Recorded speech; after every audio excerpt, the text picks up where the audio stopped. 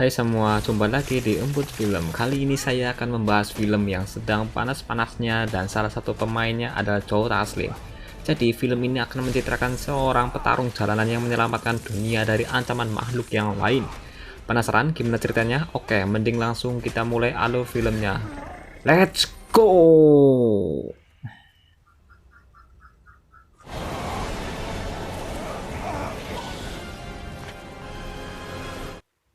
Film diawali dengan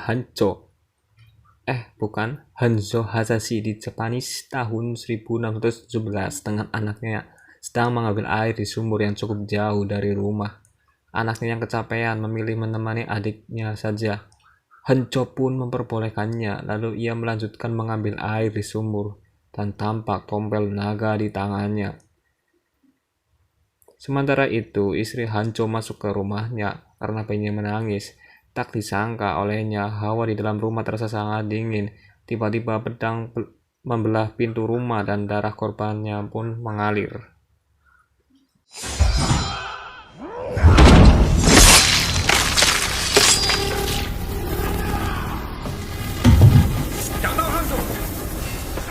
Istri Hanzo pun bergegas memasukkan bayinya ke tempat persembunyian di bawah lantai dan tak perlu waktu lama Bihan datang menghadang istri dan anak Hanzo yang hendak pergi. Mereka pun hanya bisa terdiam, tak bisa berkutik. Ternyata Bihan yang bisa mengendalikan es ini mengincar Hanzo.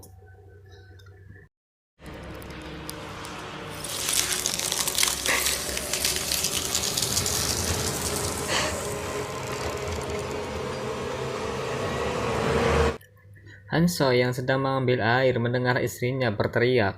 Ia langsung berlari kencang pulang ke rumah, namun sudah terlambat. Di depan rumahnya penuh dengan mayat bergelimpangan dan anak istrinya telah tewas membeku, dan bisa kita lihat Hanzo sangat bersedih.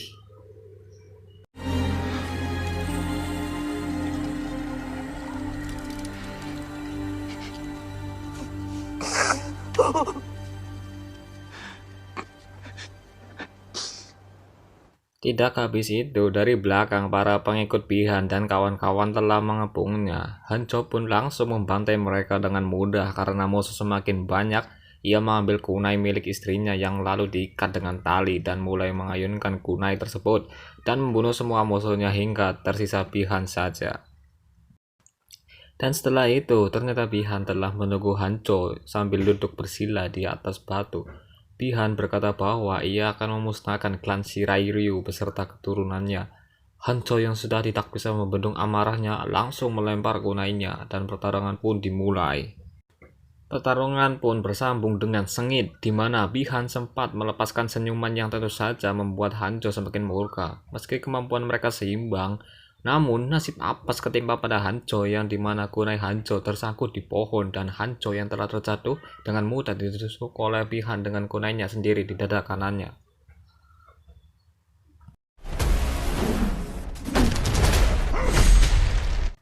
Hanzo yang tengah sekarat terbangun karena mendengar tangis anaknya dengan sekuat tenaga. Ia berusaha menuju ke rumah, namun saat sampai di depan rumah, akhirnya ia terjatuh dan meninggal tiba-tiba saja.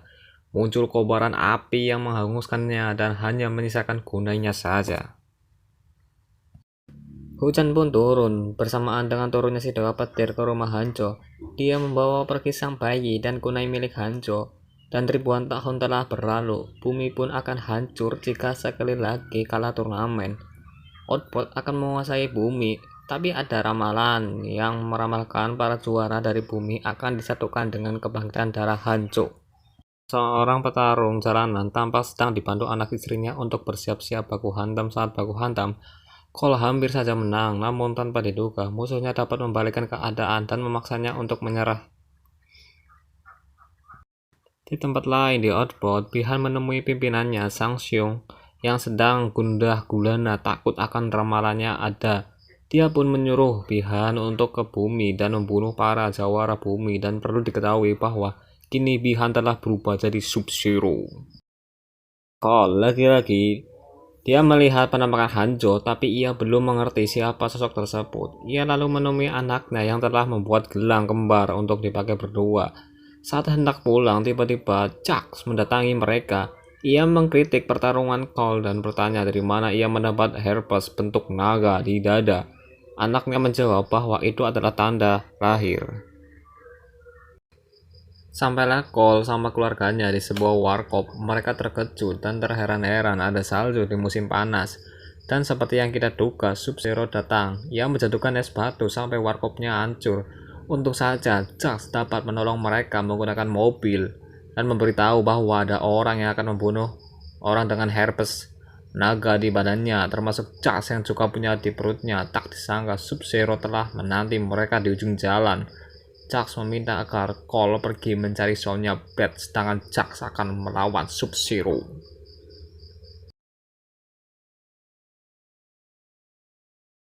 Demi keselamatan keluarganya, Cole berbalik arah membawa mobil Jax. Sementara Zack mencari Sub-Zero yang masuk ke gedung, tak disangka gedung itu telah berubah menjadi es. Dan tiba-tiba Sub-Zero datang dari belakang dan tampak Jax tidak bisa menandinginya.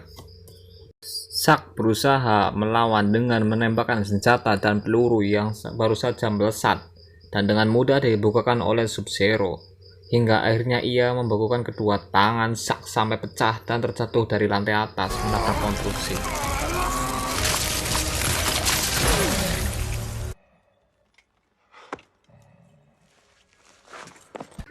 Kembali pada Cole, demi keamanan keluarganya, ia yang telah di rumah berpamitan terhadap istrinya untuk menemui seorang wanita yang bernama Sonya Blade di tempat lain di Outworld tanpa Milena melaporkan kalau Sub-Zero telah membunuh satu jawara bumi.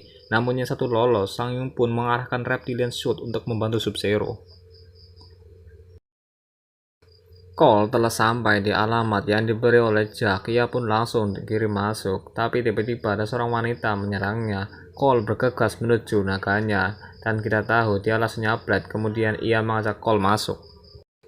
Sonya pun bercerita panjang lebar tentang penelitian bersama Jack atas tanda naga yang muncul di beberapa orang hingga menemukan informasi Mortal Kombat. Pertarungan antar dimensi, ternyata di sana ia tidak sendiri. Ada Kano, meskipun ia punya tanda naga, namun ia diikat di kursi karena ia seorang pembunuh bayaran, pengedar senjata, dan narkoboy. Lalu tiba-tiba lampu padam. Sonya yang memeriksa sekitar tak menyangka kontainernya yang ia tinggali meleleh. Mereka mendengar gerakan tetapi tidak melihat apa-apa. Makhluk itu menyerang Kano sampai wajahnya sobek. Sonya berniat baik menolong melempar pisau, namun justru kena kaki Kano. Ternyata lendir makhluk itu yang melelehkan kontainer. Kano memanfaatkan lendir ini untuk memotong borgol dan rantai di tangannya. Tanpa pikir panjang, Kano langsung menusukkan flare ke tubuh makhluk biawak itu. Dan terlihat jelas reptil biawak itu dengan mudah ia merobek lalu mengambil jantungnya. Semua berkas Sonya pun musnah, termasuk peta menuju ke tempat Raiden, tempat para petarung terpilih berlatih sebelum bertarung di turnamen Mortal Kombat. Kano bilang kalau ia tahu lokasi Raiden karena dulu ia pernah mengirim senjata lewat sana. Namun dia tidak akan mau membantu Sonya karena dia telah menyiksanya. Ia pun bergegas pergi, tak kehabisan akal. Sonya menahan Kano dan menawarkan uang $2 juta. Kano sempat ragu. Dengan kemiskinannya, Sonya pun akhirnya menaikkan harganya menjadi $3 juta dan langsung disepakati oleh Kano.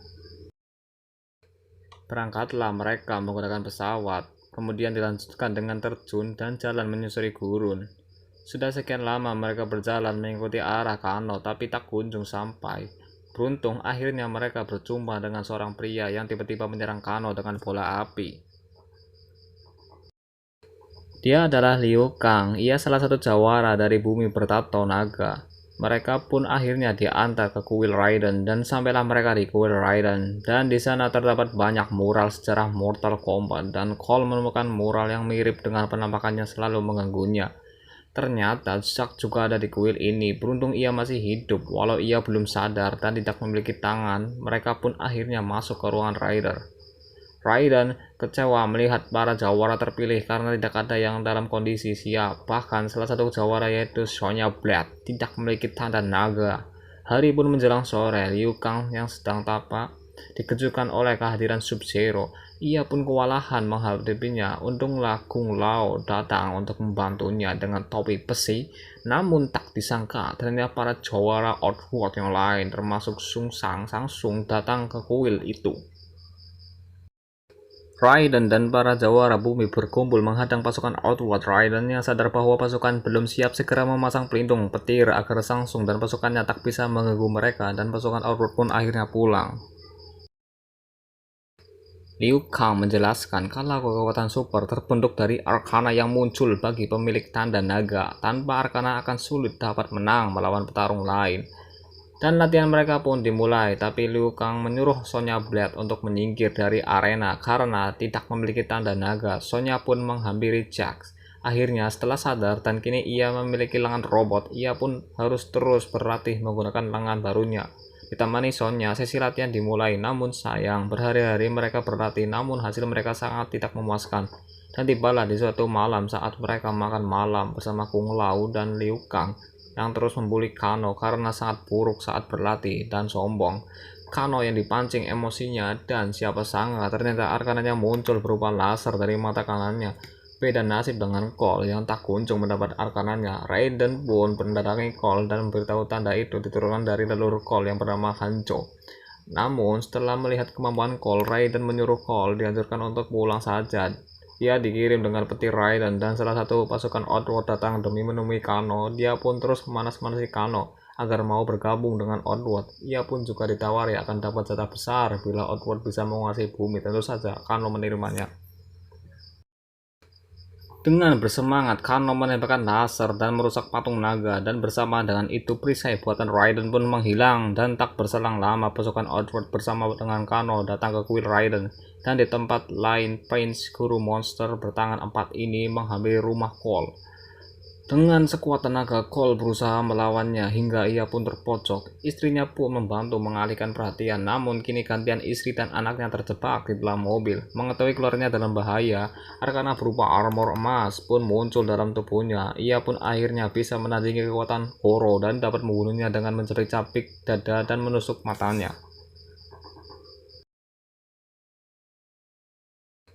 Portal Raiden kembali terbuka, dan kini ia kembali ke kuil Raiden. Sementara itu di kuil Raiden pertarungan pun terjadi, namun tanpa disangka berkat pertempuran ini para jawara bumi justru dapat menemukan arkananya. Namun disayang, Kung Lao harus tewas setelah jiwanya disedot oleh Sang Tsung. Raiden kemudian datang ke dalam arena. Dia lalu mencoba membawa para jawara bumi untuk kabur ke Void, sebuah ruang hampa yang aman dari Outworld. Raiden menjelaskan kenapa ia tidak menolong Kung Lao karena dewa tidak boleh terlibat dalam pertarungan. Dia memang pelindung bumi, namun dia tidak bisa melindungi setiap nyawa di dalamnya. Kemudian ia memberikan kunai peninggalan Hanzo Hasashi pada Cole. Tak mau berlarut-larut dalam kesedihan, Cole mengajak yang lain untuk berjuang. Dia punya ide agar para jawara satu lawan satu dengan musuh lewat portal Raiden, dan semua menyetujui dan bersiaplah mereka. Jax melawan Raigo. Meski kewalahan, akhirnya ia dapat menghancurkan kepala Raigo dengan kedua tangan robotnya. Sonya melawan Kano di rumah Sonya. Sonya mengakali dengan memainkan ruang tersembunyi, kemudian melempar sesuatu ke wajah hingga tidak bisa lagi menembakkan laser dari matanya. Mereka kembali bertarung, dan saat sedang terpojok, Sonya menancapkan paku ke wajah Kano dan lefatlah Kano saat itu juga.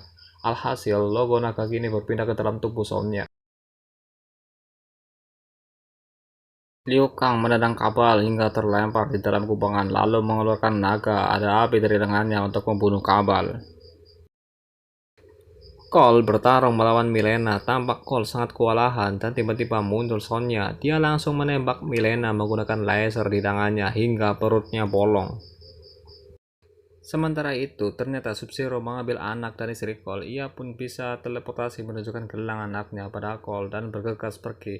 Cole yang marah mengejarnya dan masuk ke dalam, dan betapa terkejutnya ia setelah melihat semua beku, termasuk anak dan istri Cole. Cole yang marah sebisanya mengajar Sub-Zero. Jelas Sub-Zero terlalu kuat. Dia pun mengeluarkan kunai sebagai senjata, dan tak disangka setelah kunai terkena darah Cole,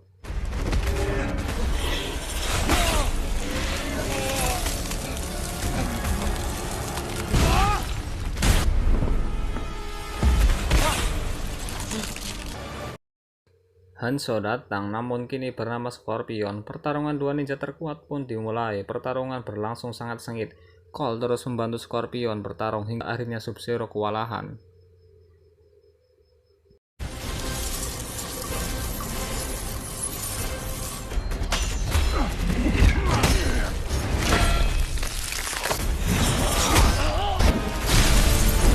Namun tak disangka Sub-Zero masih bisa membekukan setengah badan Scorpion. Scorpion pun mengeluarkan api dari tangannya untuk membebaskan diri. Hal itu juga membuat keluarga Cole bebas beku. Sub-Zero yang tak berdaya kemudian melepas topengnya. Namun serangan demi serangan mereka berdua terus menghujani Sub-Zero hingga akhirnya Sub-Zero pun tak mampu bangkit lagi.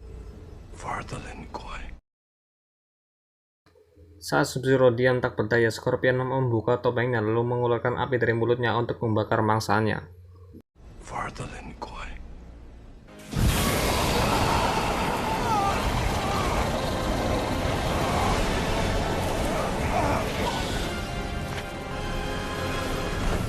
Sebelum pergi, Scorpion memberi pesan pada Cole untuk menjaga garis keturunan mereka.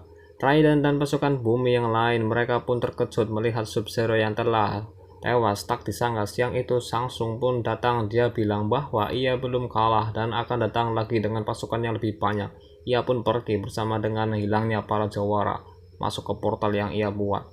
Dan Raiden pun menjelaskan kalau pertarungan belum berakhir. Lalu dia memerintahkan kepada Jawara Bumi untuk melacak orang-orang yang memiliki tanda naga di tubuhnya dan mengumpulkan mereka keesokan harinya. Hari terus berganti hingga ia berada di tempat tarung bebas. Promotor pertandingan ini menyuruh Cole untuk bertarung lagi. Namun Cole menolak untuk bertarung dan menyatakan akan pergi ke Hollywood untuk menemui seseorang. Ending yang sangat mengasihkan. By the way, film ini sangat mengasihkan dan seru dan bikin hormon barbar kalian tambah apalagi pemerannya dari yang Sub-Zero itu adalah Joe Taslim. Dan pesan kali ini janganlah takut jika selama Anda benar. Oke, jadi jangan lupa like and subscribe ya. Saya Jack, tukang salto. Saya pamit undur diri. See you next time. Bye bye.